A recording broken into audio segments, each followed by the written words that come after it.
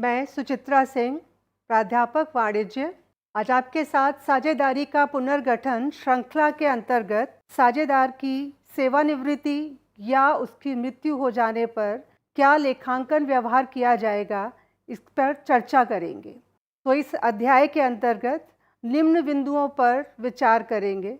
शेष साझेदारों का नया लाभ विभाजन अनुपात क्या होगा, अभिलाभ अनुपात की गणना किस तरह से की जाएगी, ख्याति का लेखांकन व्यवहार क्या होगा, पुनर्मूल्यांकन खाता कैसे बनाया जाएगा और संचित लाभ और हानियों के संबंध में क्या समायोजन प्रविष्टियां की जाएंगी और सेवानिवृत्त साझेदार की देय राशि की गणना तथा उसका भुगतान करने की विधि के बारे में जानेंगे।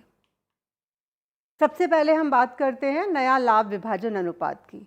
जैसा कि हम पढ़ चुके हैं, अध्याय 3 साझेदारी का पुनर्गठन के अंतर्गत कि किसी साझेदार के सेवानिवृत्त होने पर या मृत्यु होने पर साझेदारी का पुनर्गठन होता है तथा साझेदारी विलेख लागू होता है और वो नया होता है, नया बनाया जाता है और शेष साझेदार परिवर्तित शर्तों के अनुसार व्यवसाय जारी रखते हैं। नया लाभ विभाजन अनुपात के अनुसार शेष साझेदार किसी साझेदार की सेवानिवृत्त या मृत्यु के बाद भविष्य के लाभों का बंटवारा करेंगे। अब हम जाने ये निकालेंगे कैसे नया लाभ विभाजन अनुपात। तो शेष साझेदारों का नया लाभ अनुपात निकालने के लिए साझेदार का पुराना भाग और उसमें सेवानिवृत्त या मृत साझेदार का जो भाग लिया गया है उसे जोड़ देंगे। तो इस तरह से हमारे पास नया लाभ विभाजन अनुपात आ जाएगा शेष साझेदारों का।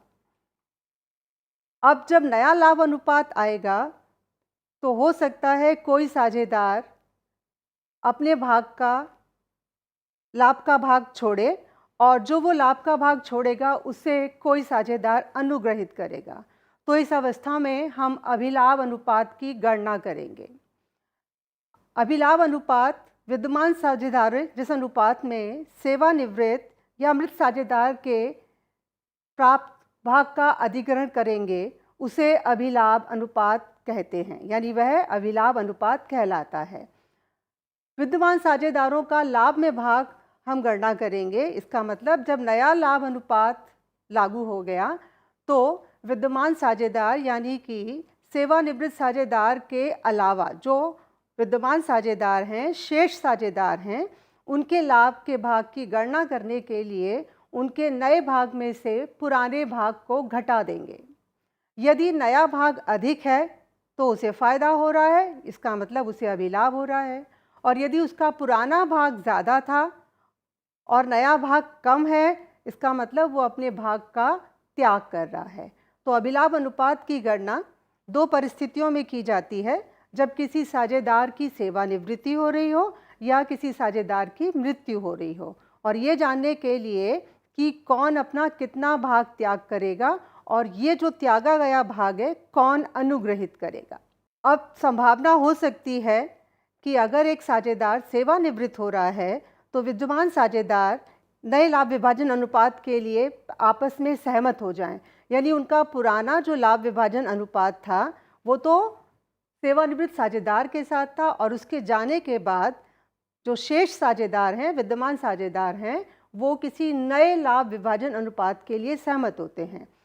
इस स्थिति में जो अनुपात दिया गया है प्रश्न के अनुसार वही उनका नया लाभ विभाजन अनुपात होगा। दूसरी संभावना हो सकती है कि विद्यमान साझेदार सेवानिवृत्त साझेदार या मृत साझेदार के भाग को पुराने लाभ विभाजन अनुपात में ही अधिग्रहित करेंगे। यहाँ उनके मध्य नया लाभ विभाजन अनुपात करने की आवश्यकता नहीं है, क्योंकि वे उनके बीच जो साझेदार सेवानिवृत्त हो रहा है उसका भाग पुराने लाभ विभाजन अनुपात के समान होगी, क्योंकि सूचना के अभाव में ये मान लिया जाएगा कि वह पुराने लाभ विभाजन अनुपात में ही उसके भाग का अधिग्रहण करेंगे और भविष्य के लाभों का विभाजन भी इसी अनुपात में करेंगे। अब इन परिस्थितियों को जानने के लिए कि जब नया लाभ विभाजन अनुपात का सहमति हो रही है और एक साझेदार की सेवानिवृत्ति हो रही है, इस परिस्थितियों को जानने के लिए हम इस पर एक प्रश्न के द्वारा प्रकाश डालेंगे। मानते हैं कि ए, बी और सी साझेदार हैं, उनके लाभ का विभाजन 2:2:1 के अनुपात में करते हैं। वो बी फर्म से सेवानिवृत्त हो रहा है। इन स्थिति में नए लाभ विभाजन अनुपात तथा अभिलाभ अनुपात की गणना किस तरह से की जाएगी? पहली परिस्थिति है, निम्न परिस्थितियां ली हैं मैंने, मैं तीनों परिस्थितियों को एक साथ उस पर विचार करूंगी। पहले भाग में बी के भाग के अधिग्रहण की सूचना नहीं दी गई है, यानी बी जो सेवानिवृत्त हो रहा है उसका भाग ए और सी किस अनुपात में लेंगे इसकी सूचना नहीं दी गई है। दूसरे भाग में बी का भाग यानी बी साझेदार जो सेवानिवृत्त हो रहा है उसके भाग का अधिग्रहण ए और सी 2:3 में करेंगे। और तीसरी परिस्थिति है कि शेष साझेदारों के मध्य, यानी कि साझेदार जो सेवानिवृत्त हो गया है उसके बाद शेष साझेदारों के मध्य नया लाभ अनुपात, लाभ विभाजन अनुपात उन्होंने सहमति से 3:2 माना है। तो इन तीनों परिस्थितियों में नया लाभ विभाजन कैसे निकाला जाएगा और अभिलाभ अनुपात की गणना कैसे की जाएगी, इस पर हम चर्चा करते हैं। मान लेते हैं ए बी, प्रश्न के अनुसार ए बी सी 3 साझेदार है, अनुपात है उनका 2:2:1। बी सेवानिवृत्त हो रहा है इसलिए हम इसको अलग ले लेते हैं। अब जो बी का भाग है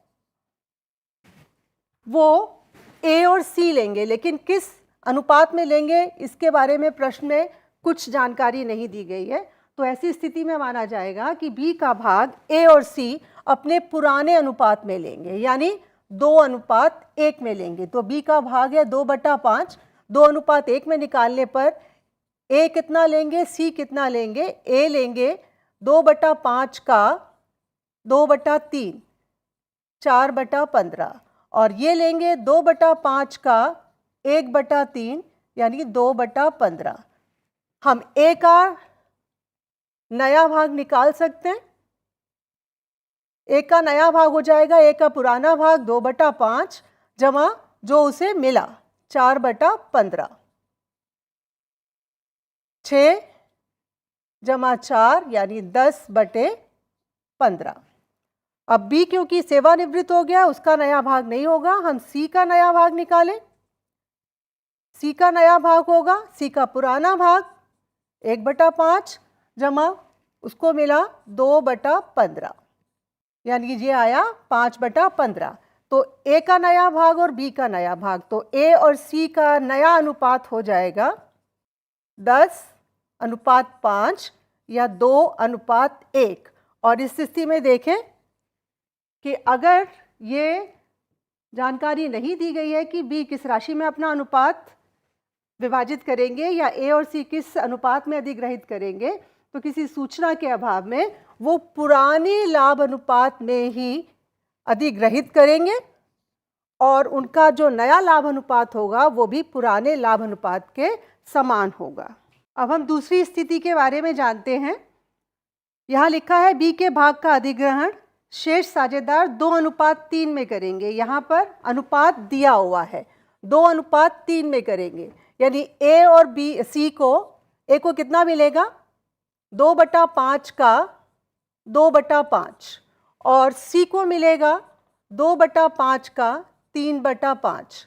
ये हो जाएगा 4/25 और ये हो जाएगा 6/25। फिर से हम ए का नया भाग निकालें। ए का नया भाग हो जाएगा उसका पुराना भाग जमा जितना उसे नया मिला है, अधिग्रहित किया है उसने। तो यहाँ हो गया 14/25 और सी का नया भाग, सी का पुराना भाग था 1/5 जमा उसे मिला 6/25, 5 प्लस और 6, ये बन गया हमारा 11/25। तो अब हम देखेंगे ए और सी का नया भाग बन गया, यानी ए और सी का नया अनुपात, जिस अनुपात में वो लाभ विभाजित करेंगे वो हो जाएगा 14:11। और हम अपने उत्तर की जांच कर सकते हैं। इसका मतलब 25 में से 14 भाग इसको, 25 में से 11, तो इन दोनों का जोड़ मिलाकर 25 बन जाना चाहिए।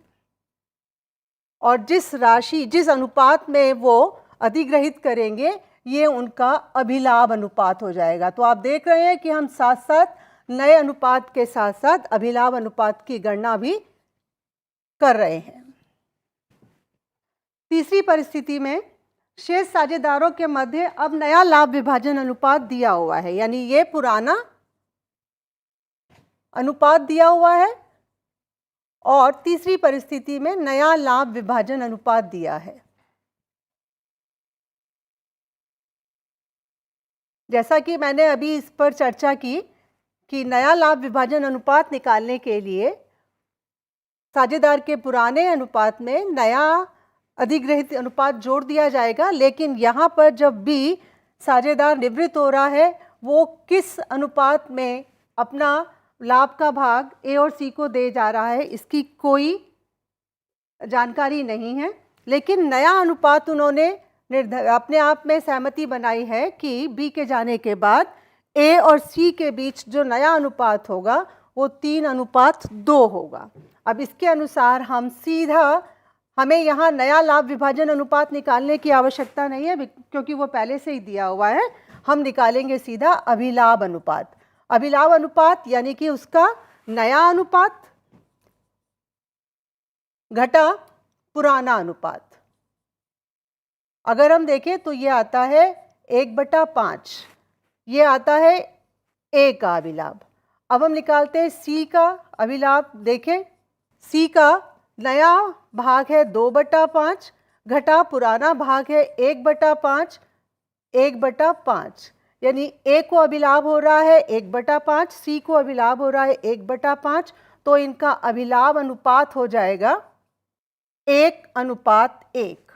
तो यहाँ नया लाभ विभाजन ये हो गया और अभिलाभ अनुपात 1:1 हो गया। तो तीनों ही परिस्थितियों में, जब पहली परिस्थिति थी अधिग्रहण की सूचना नहीं दी गई थी, उस परिस्थिति में शेष साझेदारों का जो पुराना लाभ विभाजन अनुपात होगा वही उनका अभिलाभ अनुपात होगा और वही उनका नया लाभ विभाजन अनुपात होगा।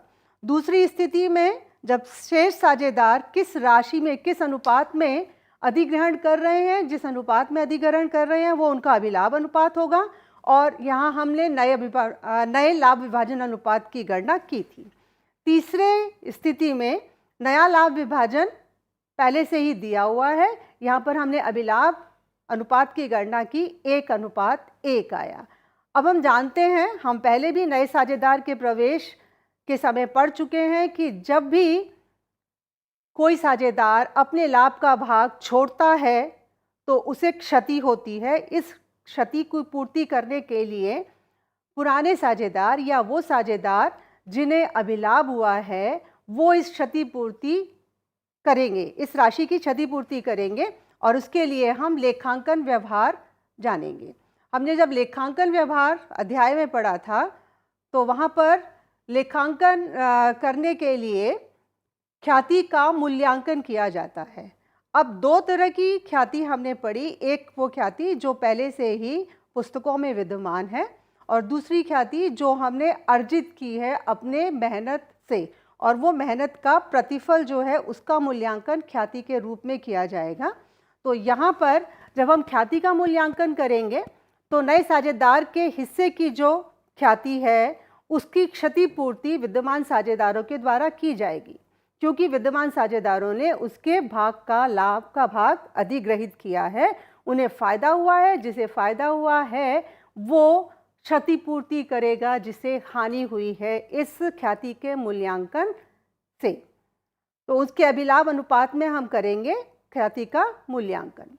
पहला भाग है जब ख्याति पुस्तकों में विद्यमान नहीं है, यानी ये आपकी अर्जित ख्याति है और अर्जित ख्याति का मूल्यांकन करेंगे। ऐसा हम पहले जान चुके हैं साझेदारी के पुनर्गठन में, जब हमने ख्याति पर पूरा चर्चा की थी।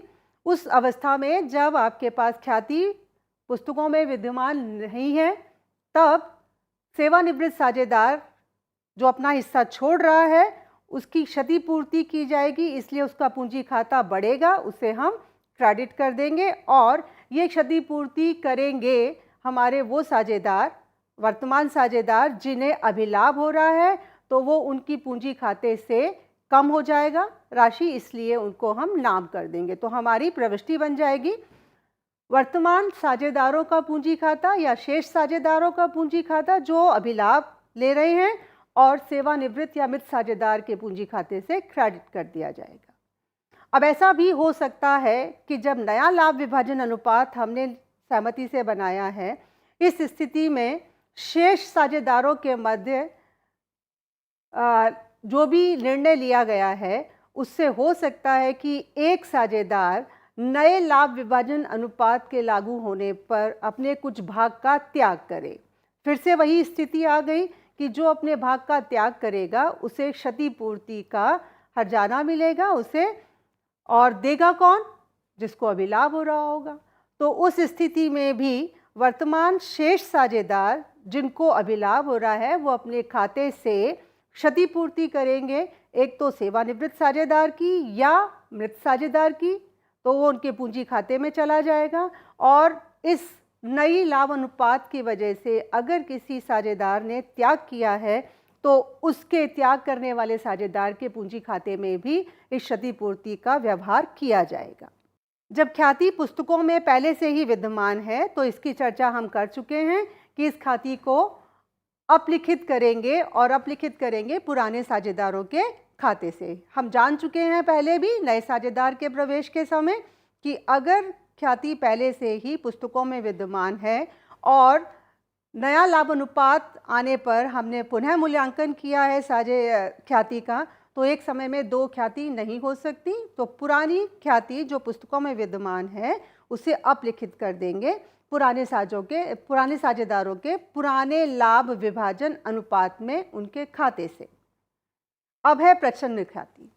कभी कभी ऐसा हो सकता है कि जब सेवानिवृत्त साझेदार या मृत साझेदार के भुगतान के रूप में उसे एक मुश्त राशि देने का निर्णय करते हैं शेष साझेदार या फर्म, तो उसको जो देय राशि है फर्म उससे अधिक राशि का भुगतान करने के लिए जो आधिक्य दिया जाएगा वह उसके भाग के ख्याति के रूप में माना जाएगा। हम इसे एक उदाहरण की तरह समझते हैं कि मान लीजिए ए, बी और सी साझेदार हैं, उनका लाभ विभाजन अनुपात 3:2:1 है। यहाँ सी सेवानिवृत्त हो रहा है और उस समय उनके पूंजी खाते में क्रमशः परिसंपत्तियों तथा दायित्वों का पुनर्मूल्यांकन या सब तरह के समायोजन करने के पश्चात उनके पूंजी खाते में राशि है 90,000, और ए और बी उसके दावे के निपटारे को करने के लिए या फर्म उसके दावे के निपटारे को करने के लिए उसे 1 लाख रुपए देने के लिए सहमत हो जाती है। तो यहाँ 90,000 की जगह अगर आप उसे 1 लाख देने को सहमत हुए हैं तो 10,000 रुपये जो आप उसे आधिक्य दे रहे हैं वास्तव में ये उसके ख्याति का भाग है जिसे हम प्रच्छन्न ख्याति के नाम से जानेंगे। चलिए अब हम ख्याति का व्यवहार कर चुके, अब हम जानेंगे कि पुनर्मूल्यांकन खाता क्यों और कैसे बनाया जाता है। नए साझेदार के प्रवेश के समय हम इस पर चर्चा कर चुके हैं कि जब भी लाभ अनुपात विभाजन में परिवर्तन होता है तो उस समय जितनी भी तुलन पत्रिका में संपत्तियां और दायित्व हैं उनको वर्तमान मूल्य में दिखाया जाता है, क्योंकि इस पुनर्मूल्यांकन से जो भी लाभ या हानि होगी वो साझेदारों के बीच में पुराने अनुपात में विभाजित की जाएगी, उसका बंटवारा पुराने लाभ विभाजन अनुपात में होगा। तो पुनर्मूल्यांकन खाता बनाते हुए हम ध्यान रखेंगे कि यदि अगर हमारी परिसंपत्तियों के परिवर्तन होने पर मूल्य में कमी हो रही है तो उसे नाम पक्ष में लिखेंगे, और अगर परिसंपत्तियों के मूल्य में वृद्धि हो रही है तो उसे जमा पक्ष में लिखेंगे। साथ ही यहाँ हम एक चर्चा कर लेते हैं कि प्रविष्टियाँ कैसे की जाएंगी। तो जब मूल्य में वृद्धि होगी हम परिसंपत्तियों की मूल्य में वृद्धि करने के समय मूल्यांकन खाते में उसको दर्शाएंगे, जमा पक्ष में हमारी प्रविष्टि हो जाएगी परिसंपत्तियों के मूल्य में वृद्धि, यानी कि जिस परिसंपत्ति के नाम से है परिसंपत्ति खाता जमा नाम पुनर्मूल्यांकन खाता, और अगर कमी होगी तो हमारी प्रविष्टि हो जाएगी पुनर्मूल्यांकन खाता नाम परिसंपत्ति खाता। इसी तरह से दायित्वों में भी वृद्धि या कमी देखी जाएगी, तो उस स्थिति में अगर दायित्वों में कमी होती है तो जिस दायित्व में कमी हुई है उसे पुनर्मूल्यांकन खाते के जमा पक्ष में लिख दिया जाएगा और प्रविष्टि हो जाएगी दायित्व खाता नाम पुनर्मूल्यांकन खाता। और अगर दायित्व में वृद्धि होती है तो आपकी प्रविष्टि हो जाएगी पुनर्मूल्यांकन खाता नाम दायित्व खाता। इसी तरह से जब हम पुनर्मूल्यांकन कर रहे हैं, हो सकता है कि किसी परिसंपत्ति का अभिलेखन तुलन पत्रिका में ना किया गया हो या किसी गैर अभिलिखित दायित्व का पुनर्मूल्यांकन तुलन पत्रिका में नहीं किया गया हो। ऐसी स्थिति में उस गैर अभिलिखित परिसंपत्ति का हम मूल्यांकन करेंगे और उसे मूल्यांकन खाते के जमा पक्ष में लिख देंगे। हमारी प्रविष्टि हो जाएगी गैर अभिलेखित परिसंपत्तियां खाता नाम पुनर्मूल्यांकन खाता। और इसी तरीके से गैर अभिलेखित दायित्व का लेखांकन करने के समय हम प्रविष्टि करेंगे पुनर्मूल्यांकन खाता नाम गैर अभिलेखित दायित्व। तो इस तरीके से सारी संपत्तियों और दायित्वों का पुनर्निर्धारण करने के बाद जो भी लाभ या हानि होगी उसका विभाजन हम पुराने साझेदारों के, ध्यान देने योग्य बात है, पुराने साझेदारों के पूंजी खाते में हस्तांतरित करके उसका बंटवारा करेंगे। अगर लाभ होगा तो हमारी प्रविष्टि हो जाएगी पुनर्मूल्यांकन खाता नाम पुराने साझेदारों का पूंजी खाते से, और अगर हानि होगी तो हम प्रविष्टि करेंगे पुराने साझेदारों के पूंजी खाता नाम पुनर्मूल्यांकन खाते से। ये सारी प्रविष्टियां आपको स्क्रीन पर, स्लाइड पर नजर आ रही हैं। परिसंपत्तियों के पुनर्मूल्यांकन और दायित्वों का भुगतान, दायित्वों का पुनर्निर्धारण में क्या क्या प्रविष्टियां की जाएंगी, इसकी चर्चा मैं अभी आपके साथ जब पुनर्मूल्यांकन खाता बना रही थी तब इसकी चर्चा मैंने आपके साथ की है। अब सारी संपत्तियों का मूल्यांकन हो चुका, पुनर्मूल्यांकन हुआ, दायित्वों का पुनर्निर्धारण हुआ और इससे जो भी लाभ या हानि हुई वो सेवानिवृत्त साझेदार के खाते में हस्तांतरित कर दी जाएगी, क्योंकि इस लाभ और हानि में उसका हिस्सा है। उसके जाने से पहले इन परिसंपत्तियों का मूल्यांकन करके लाभ और हानि हमने निर्धारित की है। अब जब साझेदार फर्म छोड़कर जा रहा है, सेवानिवृत्त साझेदार या किसी साझेदार की मृत्यु हो रही है, उस परिस्थिति में तुलन पत्रिका में या स्थिति विवरण में जो भी आपके संचित लाभ या हानि होगी उनका भी समायोजन किया जाएगा। कभी कभी ऐसा होता है कि फर्म जितने भी संचित लाभ हैं उनका विभाजन साझेदारों के पूंजी खाते में नहीं करती है, उनका हस्तांतरण नहीं करती है, तो वो आपके स्थिति विवरण खाते में नज़र आते हैं। जैसे देता दिख रहा है आपको स्क्रीन पर, स्थिति विवरण खाते में देता पक्ष की तरफ सामान्य संचय या संचय कोष या लाभ हानि खाते का जमा शेष, अगर नाम शेष होगा तो वो हानि होगी और अगर जमा शेष होगा तो वो लाभ होगा। इसी तरीके से कामगार क्षतिपूर्ति संचय, ये अगर कामगार कोई फर्म में काम करते करते उसे किसी तरह की क्षति हो जाती है तो उसकी पूर्ति करने के लिए बनाया जाता है। अगर कामगार क्षतिपूर्ति संचय के अंतर्गत कोई समायोजन नहीं है तो इसका भी विभाजन कर दिया जाएगा। इसी तरह से निवेश में उतार चढ़ाव के लिए भी एक संचय बनाया जाता है। अगर निवेश के उतार चढ़ाव में लाभ होता है तो इसका इस्तेमाल नहीं करेंगे, लेकिन अगर हानि होती है तो उस हानि की कमी यहाँ इस निवेश में उतार चढ़ाव संचय से की जाएगी और बाकी बची हुई राशि साझेदारों के खाते में हस्तांतरित कर दी जाएगी, उनके पूंजी खाते में हस्तांतरित कर दी जाएगी। इसका मतलब जब साझेदार सेवानिवृत्त होगा तो उसे इन सभी सामान्य या संचित लाभों का हिस्सा मिलेगा। और इसी तरह से अगर उसके जाने के समय फर्म के कोई हानि है जो किताबों में दिखाई गई है, जैसे लाभ हानि खाते का नाम शेष, ये हानि है, या विविध व्यय जो आपके स्थिति विवरण में दर्शाए गए हैं, ये हानियां हैं। इन हानियों का भी हस्तांतरण सेवानिवृत्त साझेदार के पूंजी खाते से किया जाएगा। अब अगर हम जाने कि यहाँ पर हमारी प्रविष्टि क्या होगी, तो जब हम साझेदार के संचित लाभों को हस्तांतरित करेंगे तो वो सारे संचय हमारे ख़त्म हो जाएंगे, उनको हम नाम कर देंगे और पुराने साझेदारों का पूंजी खाता बढ़ जाएगा, इसलिए उसको क्रेडिट कर देंगे। इसी तरह से अगर हानियां होती हैं तो वो हानियों का बंटवारा भी पुराने साझेदारों के पूंजी खाते से होगा, तो पुराने साझेदारों का पूंजी खाता कम हो जाएगा, इसलिए उसे नाम कर देंगे और लाभ हानि खाते का शेष जो भी है जिसका बंटवारा आप कर रहे हैं वो ख़त्म हो जाएगा, इसलिए उसे क्रेडिट कर देंगे। अब हम जानेंगे सेवानिवृत्त साझेदार का पूंजी खाता बनाने के समय हम किन बातों का ध्यान रखेंगे। हम उसके जमा पक्ष में लिखेंगे जो भी उसका पूंजी का शेष है, पूंजी खाते का शेष या चालू खाते का शेष, यहाँ पर जमा पक्ष वाला शेष लिखा जाएगा। अगर नाम पक्ष का शेष होगा तो वो नाम पक्ष में लिखा जाएगा। ख्याति का भाग जो उसे मिलेगा, संचित लाभ का भाग जो उसे मिलेगा, पुनर्मूल्यांकन पर अगर लाभ हो रहा है तो उसका जो भाग उसे मिलेगा, या अगर वर्ष के मध्य में सेवानिवृत्त होता है तो उसकी पूंजी पर ब्याज या शर्तों के अनुसार कोई कमीशन या उसको वेतन देना हो, उसे जमा पक्ष में लिखेंगे।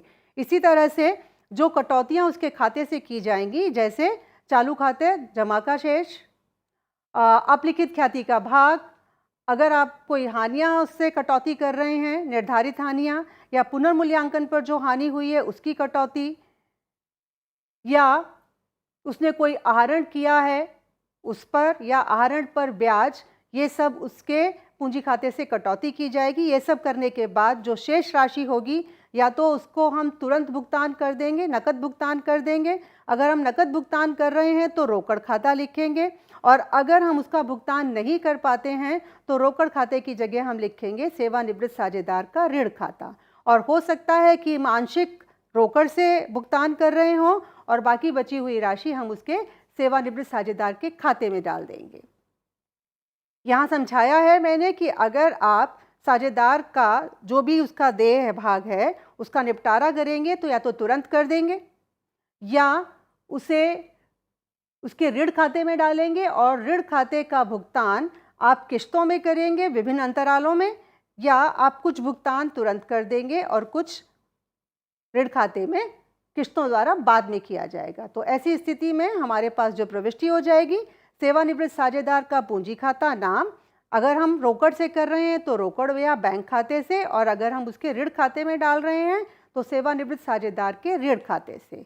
और ब्याज का भुगतान करने के लिए पहले ब्याज का निर्धारण करेंगे, तो प्रविष्टि हो जाएगी ब्याज खाता नाम सेवानिवृत्त साझेदार के ऋण खाते से, और जब किश्त का भुगतान करेंगे तो हमारी प्रविष्टि हो जाएगी सेवानिवृत्त साझेदार का ऋण खाता नाम रोकड़ या बैंक खाते से। और ये ऋण खाता हम तुलन पत्रिका में दायित्व पक्ष की ओर तब तक दिखाते रहेंगे जब तक कि उसकी अंतिम किश्त का भुगतान नहीं हो जाता। और ये अंत में सेवानिवृत्त साझेदार का ऋण खाता बनाने की फॉर्मेट है। हम जमा पक्ष में लिखेंगे पूंजी खाता जो हम लेकर आए हैं वहाँ से शेष, उस पर ब्याज की गणना करेंगे जो नाम पक्ष में, जब हम उसका भुगतान करेंगे तो नाम पक्ष में बैंक खाता और बाकी का शेष, फिर इस शेष को अगले वर्ष ले जाएंगे, दूसरे वर्ष में फिर ब्याज की परिगणना करेंगे और वर्ष के अंत में उसे या किश्त के अनुसार जो भी अंतराल होंगे बैंक से उसका भुगतान कर दिया जाएगा। इस तरह से ये ऋण खाता तब तक बनाते रहेंगे जब तक कि अंतिम किश्त का भुगतान नहीं हो जाता।